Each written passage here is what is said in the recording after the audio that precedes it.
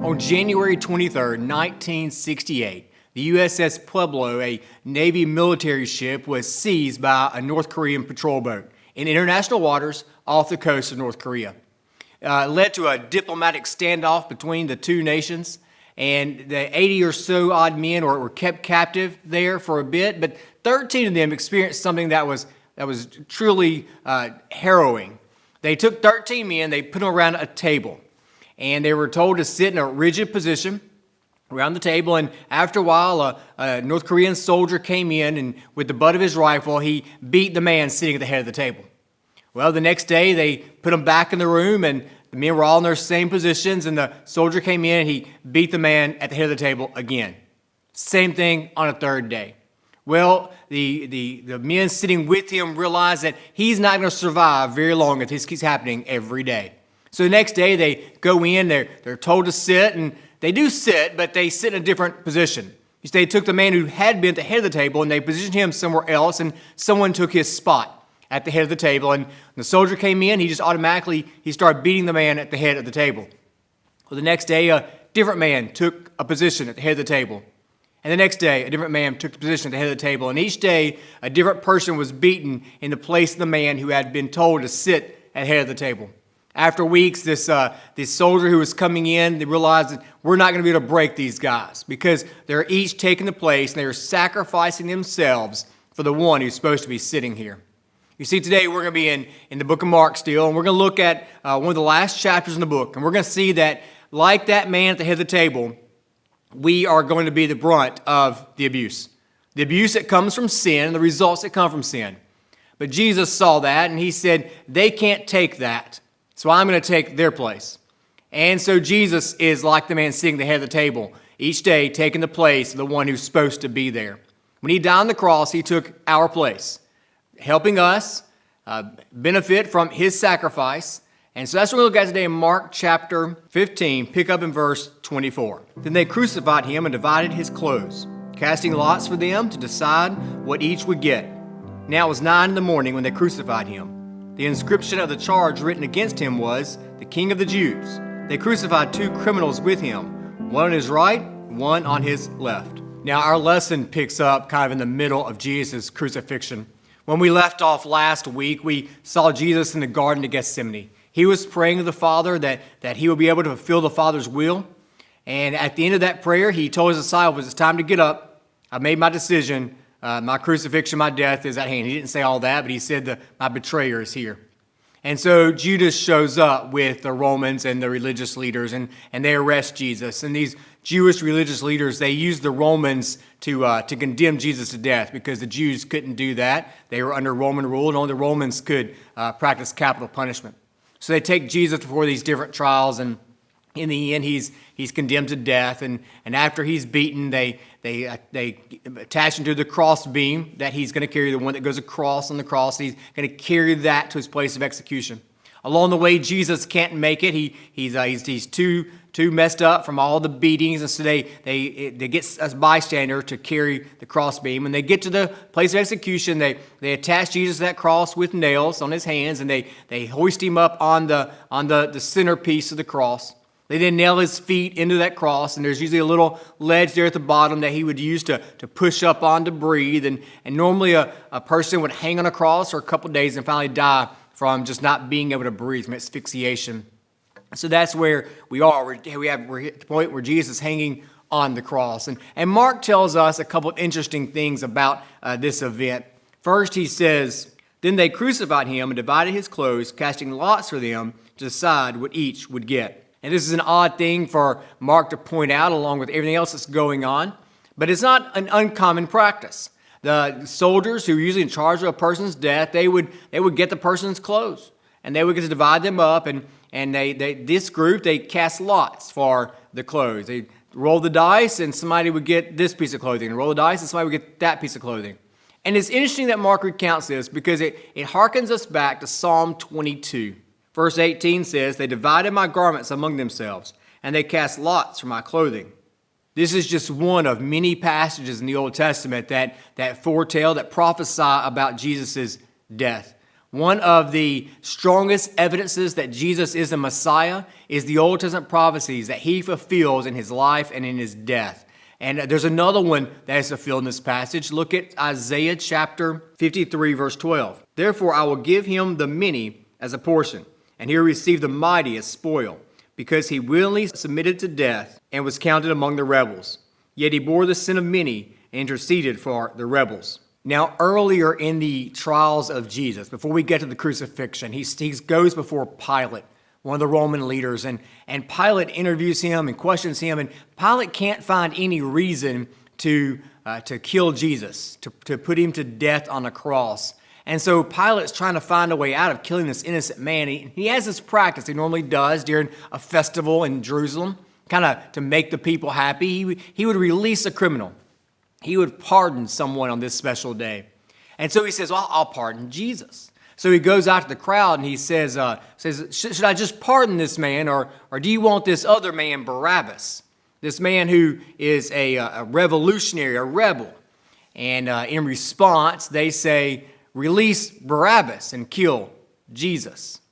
You see, it's quite possible that the men Jesus hung with on the cross were co-conspirators of Barabbas. We don't know that for a fact, but it's possible that they were a rebel like him. And so regardless, though, they were criminals. That's why they were hanging on the cross. And so Isaiah predicts that this would happen, or prophesies that this would happen to Jesus. Not only would they divide his clothes up, as Psalms tells us, but he's going to be hung and killed with criminals. So we can see another prophecy fulfilled from the Old Testament. And I want you to take a second. I want you to dig deep and think hard about a question. How does the fulfillment of Old Testament prophecy through the life of Jesus give you confidence in Jesus' claims to be the Messiah?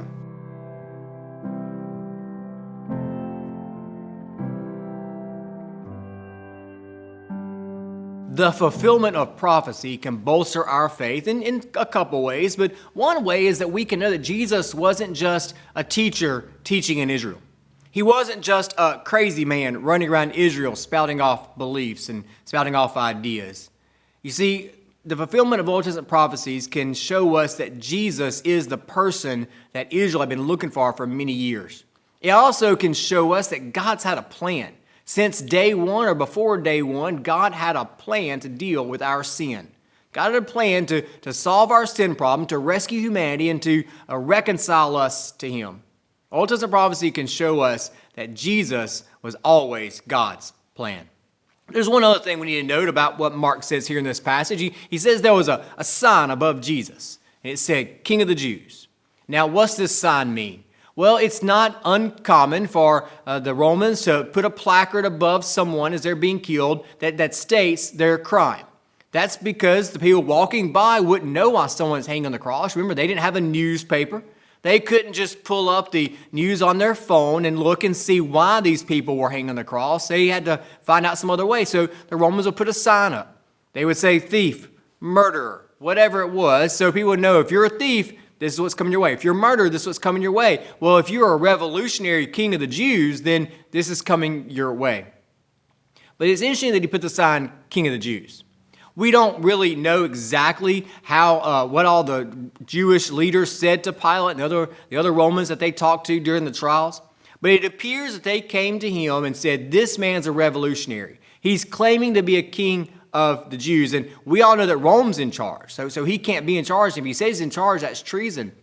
And so when Pilate finally decided, okay, I've got to kill this guy, and I don't really believe he's the king of the Jews, but that's the crime that we're going to kill him for. He made a little placard and put above it. Well, we don't really know if he meant it this way, but we know that the Jewish leaders didn't like it. But I think, and it's quite possible, he really meant it as a poke in the eye of those Jewish leaders. Here's your king. Here's the king of the Jews. But what is reality here is that Jesus was the king of the Jews. Without knowing it, the Romans had put a sign above Jesus declaring him king. So we see here Mark is beginning to tell us the events of Jesus' death. And we can see first in the Old Testament shows us that Jesus is the Messiah. Now let's keep looking. Let's see what else Mark has to teach us.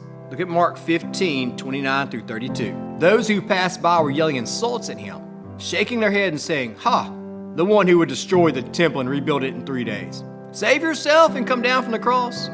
In the same way, the chief priests with the scribes were mocking him among themselves and saying, "He saved others, but he can't save himself. Let the Messiah, the King of Israel, come down now from the cross, so that we may see and believe." Even those who were crucified with him taunted him. Like a hanging in the Old West, a crucifixion would have drawn a crowd. There would have been spectators around to see what was happening. But moreover, this was a holiday for the Jews. It was a Passover celebration. And so people were coming into Jerusalem to participate in the Passover events. And so they would have been passing by because the Romans liked to practice crucifixion on a well-traveled road to get the message across. To let people know, if you break our laws, this is what's coming your way. So there would have been a lot of people passing by and seeing and observing what was happening. And Mark tells us they yelled insults at Jesus. Now that's an interesting word he uses there. He uses it elsewhere for the word blasphemy, showing that when someone practices blasphemy, they're speaking against God. They're claiming something that isn't true about God or about themselves in relation to God. So these people are yelling blasphemies at Jesus. Now let's look and let's see what they're yelling at him about. In verses 29 and 30, they say, "The one who would destroy the temple and rebuild it in 3 days, save yourself by coming down from that cross." And we have to go back to John 2:19 to understand this. Jesus answered, "Destroy this temple and I'll raise it up in 3 days." Now, these words of Jesus must have been well known. They probably were circulated amongst the people, and they actually came up during Jesus' trial as the part of trying to get him to be crucified. And they're yelling back up at the man who claimed to have the ability to rebuild the temple and saying, "If you can do that, surely you can come down off the cross. If you can put all of this together in 3 days, surely you can get yourself down."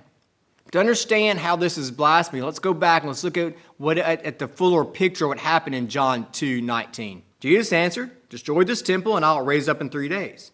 Therefore the Jews said, "The temple took 46 years to build, and will you raise it up in 3 days?" But he was speaking about the temple of his body.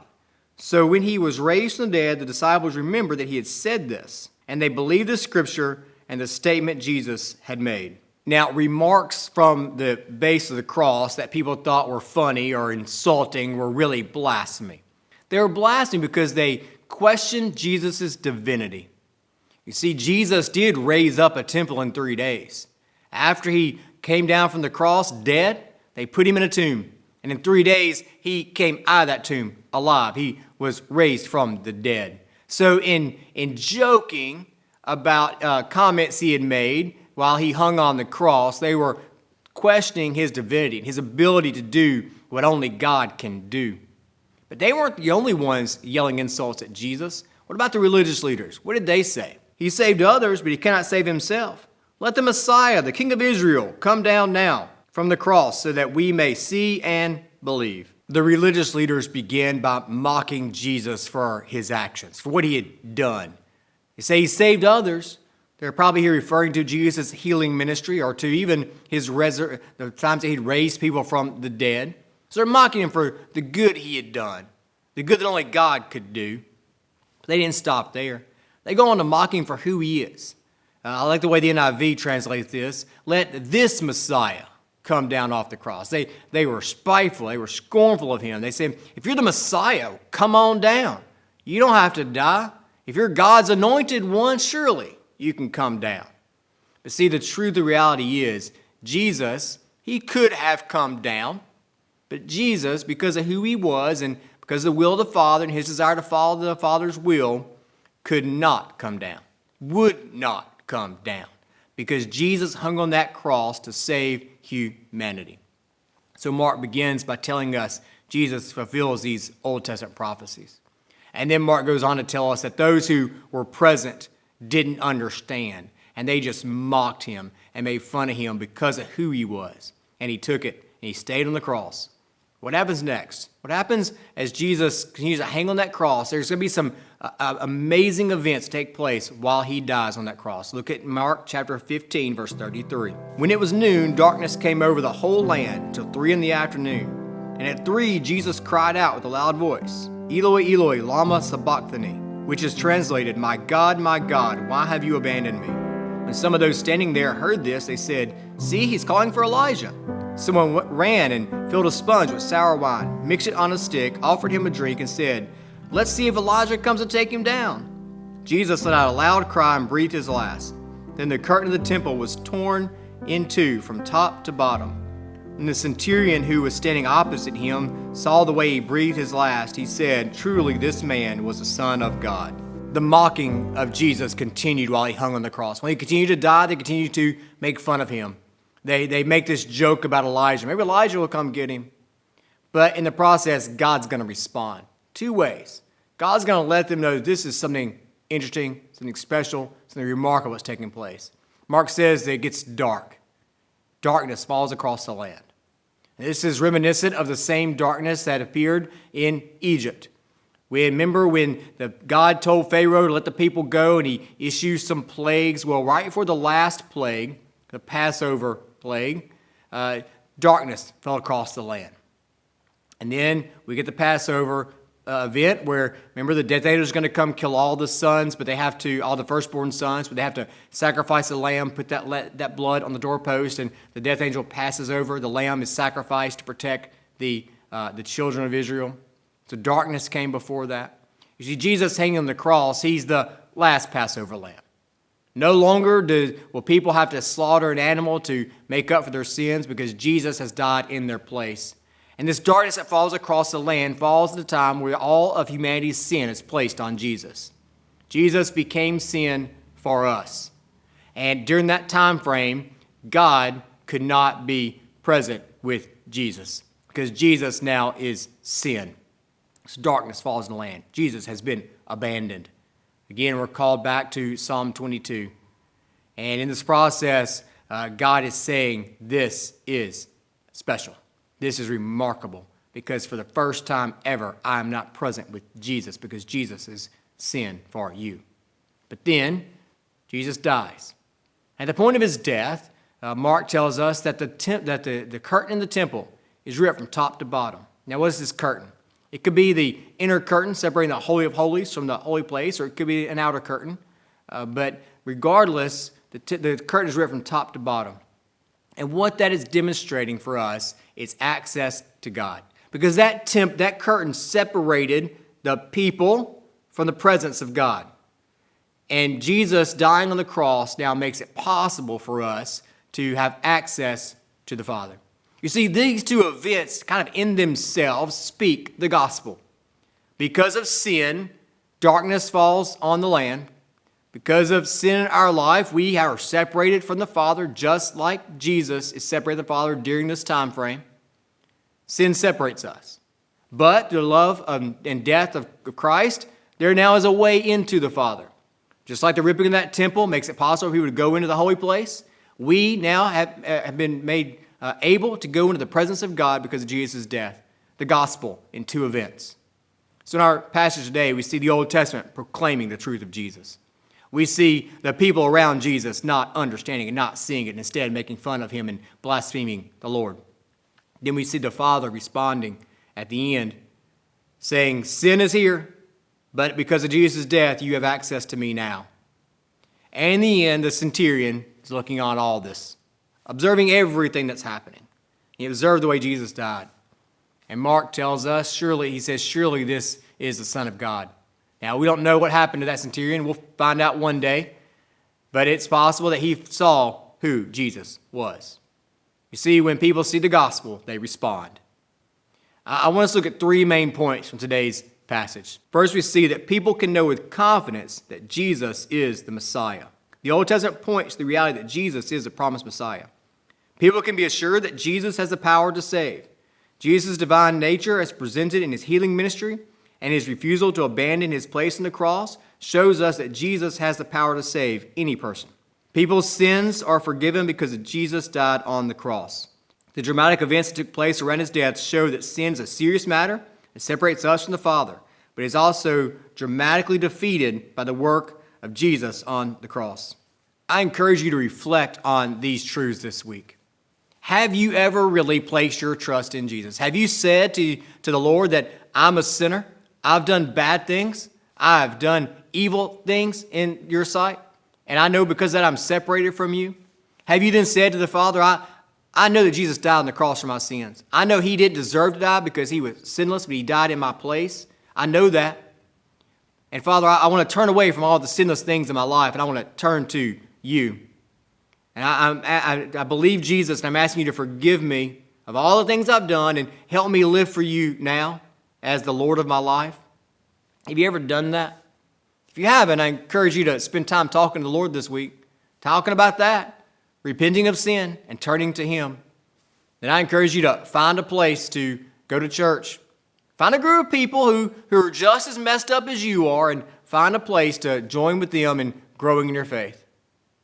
I encourage you to think on Jesus' death this week and then apply that to your life and apply it to your relationships. See you next week.